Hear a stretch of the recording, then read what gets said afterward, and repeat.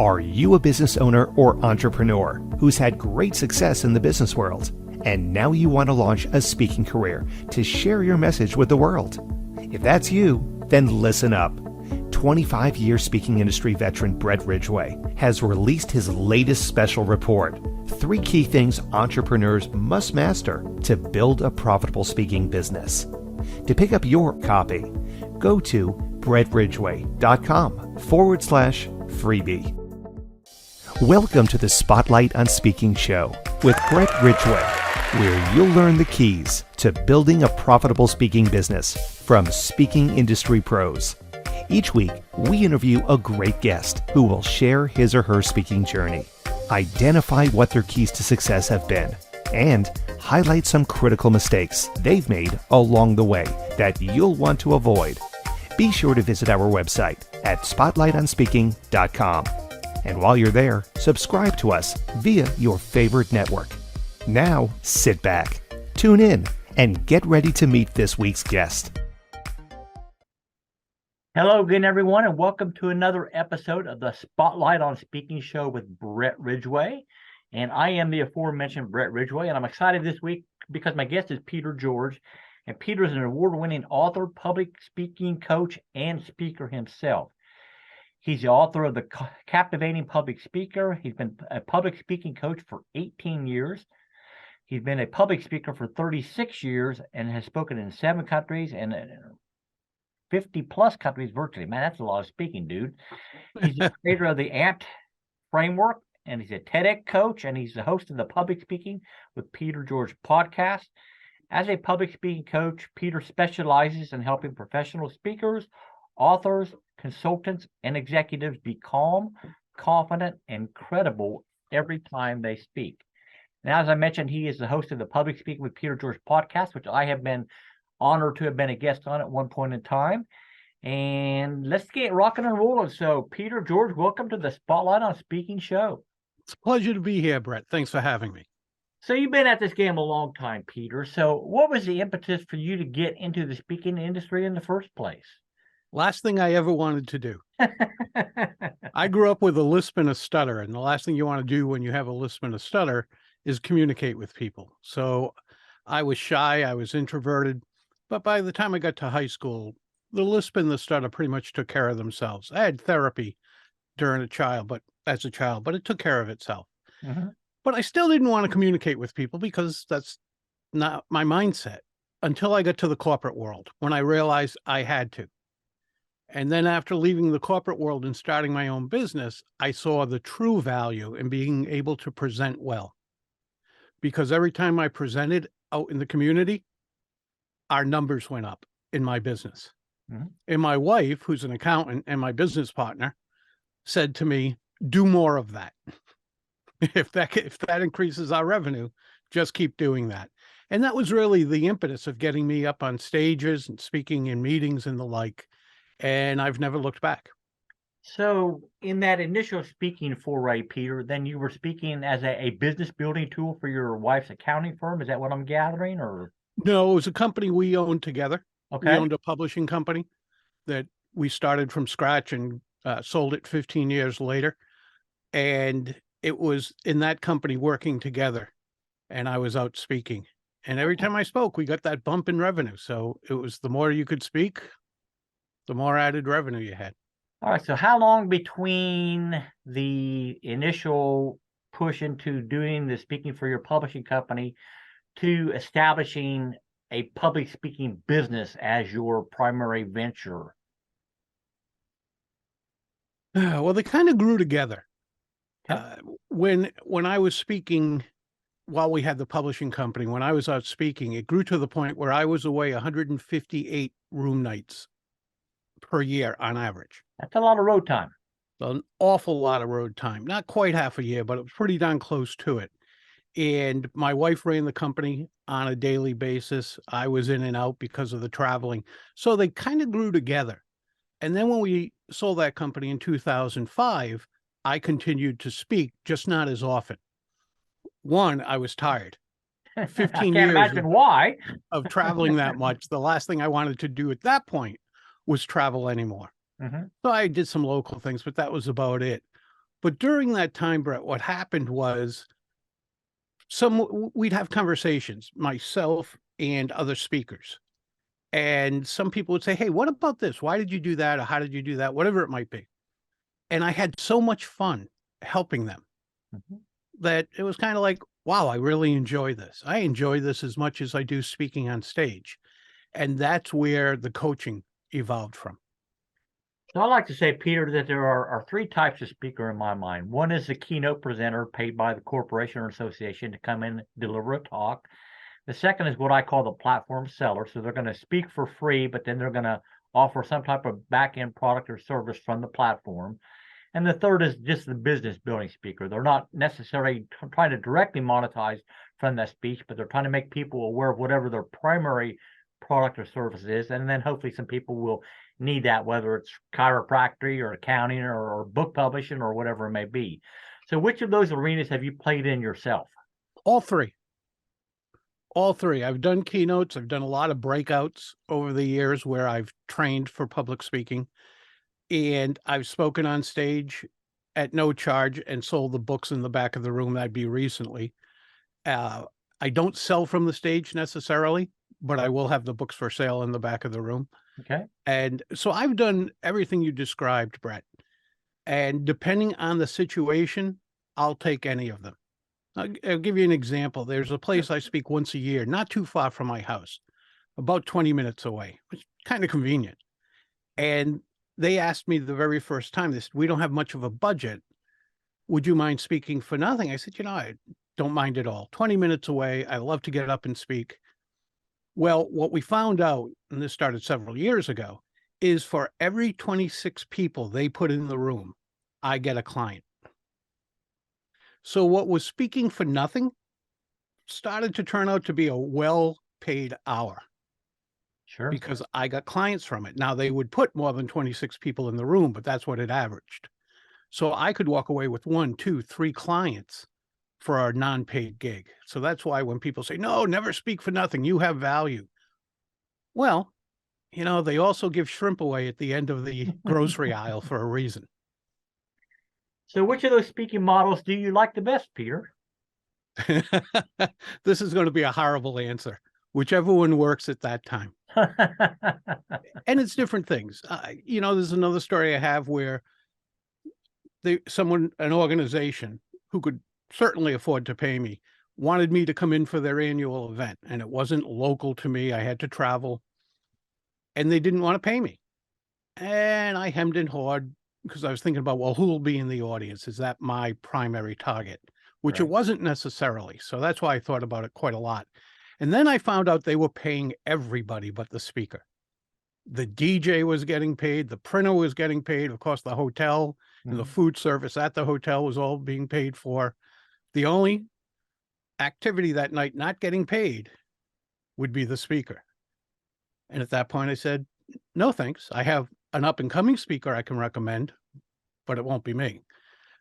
So it's what works in that situation for me. So Peter, you've obviously been very successful as a speaker. If you had to put your finger on maybe 2 or 3 things that have been the biggest keys to your success as a speaker, what would those be? Number one, without a doubt, it's not about me. So for your listeners, it's not about you guys. It's the people you're speaking to. It's all about them. Brett, I like to say that the last person on earth who would ever show up for an event to hear me speak, just because it was me, just because it's Peter George, was my mom. That was the only person on this earth. And she died in 2003, which means no one is showing up just because it's me. They're showing up for what they're going to get from me. Mm-hmm. Even my wife, who's my best friend, won't even come because it's me. She's heard me speak way too many times now. All right, so that's one. What's number 2, Peter? Number 2 is being prepped. Who are you speaking to? What do they need to know to get to the objective of why you're hired or asked to be there? What do they want to know? Goes right along with what they need to know. We often do the need to know, but we don't necessarily include the want to know. Give you an example. It's not what I speak about, but I'll give you an example. If you were a CEO president of a company and you had to address your 350 employees to let them know that in 3 months, 10% of the workforce was getting laid off. Wouldn't you want to know severance pay? Wouldn't you want to know there's all these things that automatically go off in your head? Answer the things people want to know in your talk. So that's number 2. What do they need to know? And number 3, and again, it's about them. It has still to do with prep. A lot of us as speakers forget about, we don't think about how we want to make them feel. And how do you want to make them feel? Do you want to make them feel confident? Do you want to make them feel like they can accomplish something? Do you want to, maybe in a sales presentation, light a little bit of a fire under their butts? How do you want to make them feel? All these things go along with the first one of it's all about them. That's how you get people engaged. There are other tactics like asking questions and the like, surely, but when you make it about them, they'll be engaged. All right, so Peter, I want to dig a little bit deeper into your point number 2 there, where you talk about the importance of finding out what their pain points are and all that stuff. So I find by and large that one of the things speakers are very weak on is truly doing their homework ahead of time to figure out what the demographics of that audience are, whether it's a keynote presentation or a multiple speaker event or whatever it may be. So what are some of your keys to truly finding out what those pain points are? How do you go about that? Well, as a matter of fact, that was what I was doing just before we got on to record this. I was asking, where I was just booked to speak in April, I was asking the people the questions I normally do. The demographics of the people, who has spoken to them on this subject or similar subject before. Okay. What were did they accept it? Were they against it? Are there champions? Are there naysayers? I go down this whole list that you can find in my book and about what I particularly ask about people. I want to know as much as I can. I don't think I can know too much. Sure. And you have to play that too, because you don't want to drive the meeting planner crazy with, here's a litany of questions. Yeah. But there are questions that are pertinent. Some will be pertinent to this talk, but not the next one. Some are pertinent to every talk. And I ask those questions to find out who they are, what they want and need to know, what the objective is for this entire presentation, if not the entire event. And then you can start to zone in. Brett, I also will call, if I can, or email, the champions and the naysayers. The champions, I want to know why they're looking forward to this, what they'd like to get out of it personally. That might be a little different than what the meeting planner thinks it is. Mm-hmm. So I want to hear from them. And then the naysayers, not to change their minds, I'm not going to do that. But I want to know why they're not happy that I might be coming in or anybody is coming in. And case in point, I was told by someone I was hired, a major corporation said, we have to let you know most people are not thrilled that you're coming. And I said, why? And they said, no, it's not you. Truthfully, they have no idea who you are.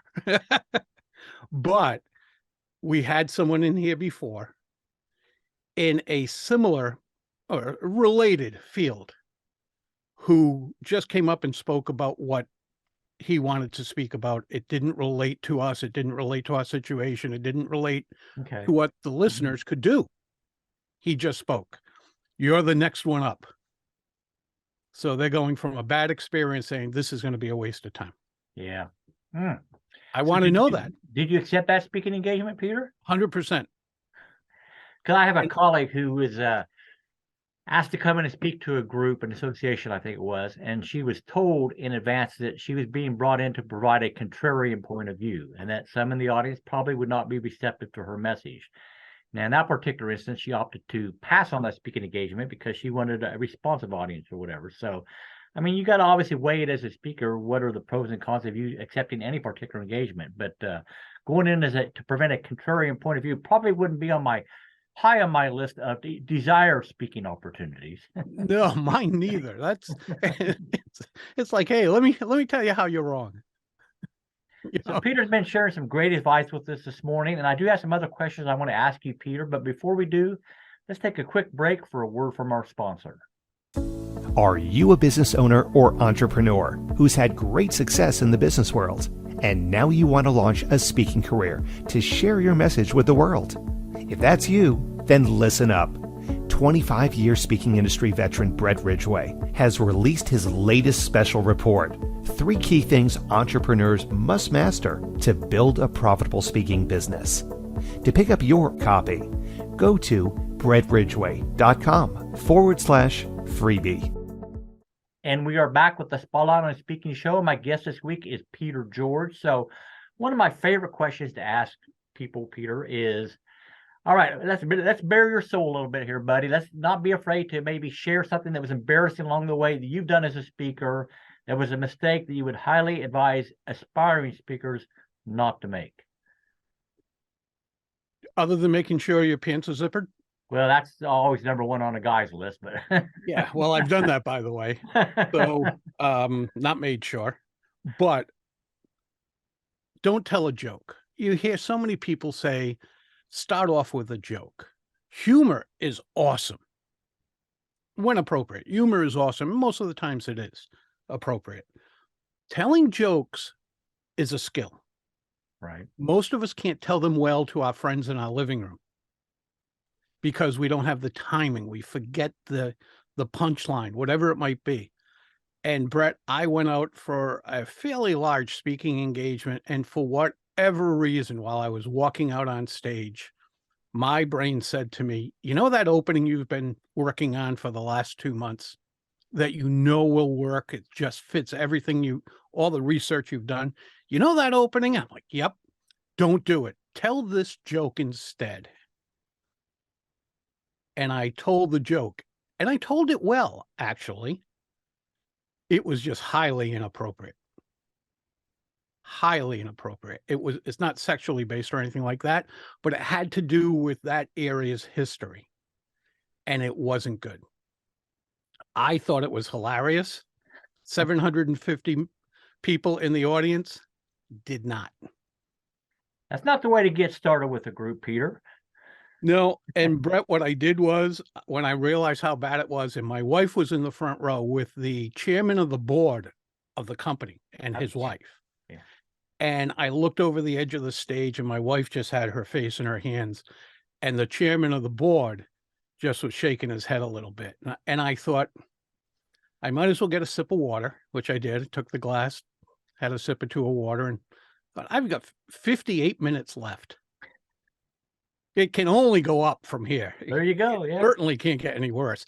And it actually ended well. And until that chairman of the board retired, I still spoke at that organization every other year, which was amazing because I thought I'd never be asked back again. Well, the proverbial "you made lemonade out of a lemon" start there certainly applies here. So, Yeah, all right. So it was lucky, and he was forgiving. Yeah. So how about another mistake either you made or you've seen other speakers make that's a big no-no in your mind? Well, we can go right back to not prepping, or, most of our talks very much the same to the same type of audience. Sure. Should they be customized for that organization or company in that situation? I believe all the time. Mm-hmm. So I see so many people, however, come and give the almost verbatim talk to each organization. Right. And I believe that's a mistake. I believe that's thinking about us and not about that particular audience. Mm-hmm. And just do the prep, do the necessary prep. Don't rush it. Certainly don't wing it. Are there people who can? Yeah, there's a few, but then there are 3-year-olds who can play Mozart. So most 3-year-olds cannot. Most of us can't wing a real good, effective presentation that benefits the audience. So let's talk about that a little bit more, Peter. So when you have a signature talk, if you're giving advice to a new speaker or whatever, what is your advice to them for developing your core module or modules or whatever, and then where do you be able to adapt that speech based on the amount of time you have to present from stage? Some of the things you can do is include a hot button or a hot topic with that particular organization. You can include things that they're working on, their initiatives. You can include some of their employees, if not the president or CEO or executive director, and have them realize that, one, you've done your homework. It's not really the reason to do it, but they will realize that. And two, it makes it theirs. It makes it their talk. And they feel like you know them. It's no different than, I believe you don't use acronyms and initials unless everybody in the audience knows what those acronyms and initials mean. Otherwise, they don't feel comfortable. But I'm also a believer in that when you do use acronyms and initials, they see that you've done your homework. You're not using, everybody here calls it the XYZ initiative. Well, when you call it the XYZ initiative, as opposed to that long name it has, they realize you've done your homework. It feels natural to them. And it's not on a conscious basis necessarily. They're not sitting there going, wow, look at that. He knows what he's talking about. But on the unconscious level, where they feel comfortable with you, that's where that really comes into play. So when you're in a platform selling situation, Peter, if you're going to break down your talk into percentages, what percentage of your talk do you feel should be content, and what percentage do you feel should be your pitch, let's call it? I don't pitch from the stage at all. A lot of people do, and I've seen people who are tremendous at it without being invasive of their talk. They do it so well. On the other hand, I see people that you might as well have just bought the commercial. They're up there using it too much. Now, it's not to say that I don't, when I'm making a point, maybe pick up my book, and this is an old tactic. This has been around for hundreds of years. Pick up my book and just say, as it says, this quote in my book that I use that's always meant a lot to my audience is, and you read it out of your book. They see your book, you've made mention of it, but it's not invasive. It's for sale in the back. I do say that towards the end if I do have them readily available, but that's it. So I downplay it the other way. I never want to appear desperate to sell. I just don't like that. I don't like that in me. But again, I see other people do it so well. All right, so this has been an awesome interview, Peter, and I really appreciate you spending time with me today. Why don't you take a couple minutes to tell people a little bit more about what you do? I think you have a free resource that you'd like to mention, and how they can get involved in your world if they so choose. Yeah, the easiest way to get in touch with me is just go to my website, petergeorgepublicspeaking.com. Nice and easy, petergeorgepublicspeaking.com. There they can learn very much about me, how I help people, experts in their fields, whether they want to speak in business, whether they want to speak on the stage, breakouts, whatever it may be. They can also download more than 50 free tips, and they'll see where they can do that right at my website. I also offer your listeners, Brett, if they just want to reach out, if they have a question, I'm happy to answer it. So if they wanted to reach out from my website and ask a question of, hey, what do you do here? I'm happy to do that for people. Well, that's greatly, I'm highly appreciative of you offering that, Peter. And I mean, I know there will be a lot of people listening that, trying to figure out their path as a speaker and all that. And anybody that can have the kind of experience you have that they're able to bounce ideas off of or ask questions to is going to be of great value to them. So thank you so much for that. So my pleasure. So this has been another episode of the Spotlight on Speaking show with Brett Ridgway. I'd like to sincerely thank my guest, Peter George, for joining me this week. And as always, I wish you the greatest of success in all that you do. And may 2023 be your greatest year yet. Take care, everybody. Bye-bye. This has been the Spotlight on Speaking show with Brett Ridgway. Be sure to join us every week as we interview speaking industry pros and have them share their best tips for building a profitable speaking business. Until next week, thank you for tuning in, and remember to visit our website at spotlightonspeaking.com so you can enjoy even more great episodes like this one. While you're here, be sure to subscribe via your favorite network. We look forward to seeing you next time on the Spotlight on Speaking show. Until then, our sincere best wishes to you for the greatest of success as you work to build your own profitable speaking business.